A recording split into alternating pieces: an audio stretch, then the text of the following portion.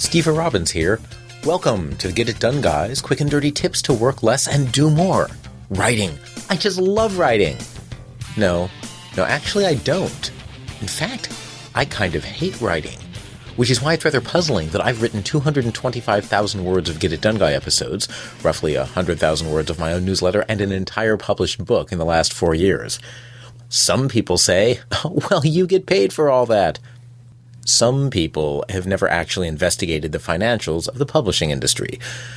Maybe I'm just addicted to writing, like I'm addicted to caffeine, or books, or urban vampire hunters, or shaving cream. One thing's for sure, I write quickly, and outlining is a key reason why. If your job or if your life involves doing a lot of writing, here are 6 tips for using outlines to work less and write more. Tip number 1, start writing with a purpose. My first tip goes right back to 5th grade when they taught you how to write an outline. It really helps. Instead of jumping right into crafting your elegant prose, take a few minutes to create the outline, which is really just the main points you intend to make in the order you plan to make them. So why write an outline? Because your outline is where you work out the overall logic of your writing. The more logical your work is, the more it builds to a climax, and the more readers will want to keep reading. So start by writing a single sentence that declares the purpose of this piece of writing. What effect do you want it to have on your reader? Let's say you're writing a proposal for a new product. Your purpose would be, convince manager to approve project to develop combination can opener back scratcher. Tip number 2 is create a rough outline. List your top 3 to 5 points and play with the order. Rearrange them until they're in an order that makes sense. So if we continue with my example of a new product presentation, a rough outline might be like this. The income potential of the can opener back scratcher is enormous. 2. People need this product. 3. We're the ideal company to release such a product. Beneath each point, write 3 to 5 subpoints. Each subpoint, it should support the main point. It should either be an example of the main point or a supporting piece of logic. For example, beneath income potential can be enormous, you could write 1A. People's backs have become increasingly itchy over the last decade. 1B. People are more impatient than ever when opening cans. 1C. People have a track record of paying over $100 for useless gadgets. Tip number 3. Outline on paper. I find the outlining works best if I do it on paper. Since your outline will likely be under 25 lines, it will easily fit on a piece of paper. Why paper? Because you can sit under a tree at the park, write your outline, and concentrate. And by the way, you're showing the tree what will happen to it if it's not well behaved. If you try to outline on the computer, there are just too many distractions. Tip number 4, skip the vowels. If writing by hand is slow for you, omit many or all of the vowels when you write. So instead of writing, Little Red Riding Hood discovered that Big Bad Wolf makes excellent stew meat, write, Little Red Riding Hood discovered Big Bad Wolf makes excellent stew meat.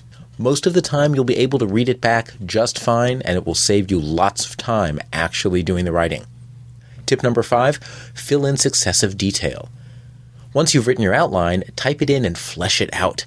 Think of yourself as the Dr. Frankenstein of words, adding flesh here, a bullet point there, and stitching in an extra sentence or 2 where needed. Take several passes. On each pass, add a little more detail.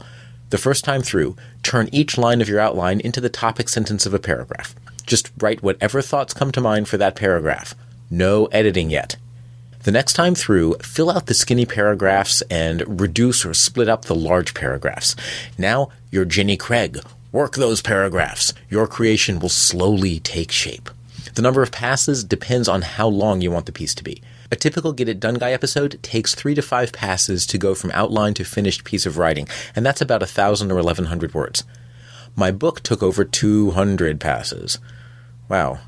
I'm suddenly realizing how much work that was. If you don't already own the book, please buy it now and tell all your friends to buy it and tell them to subscribe to the podcast and tell them to send me money, preferably in large unmarked bills.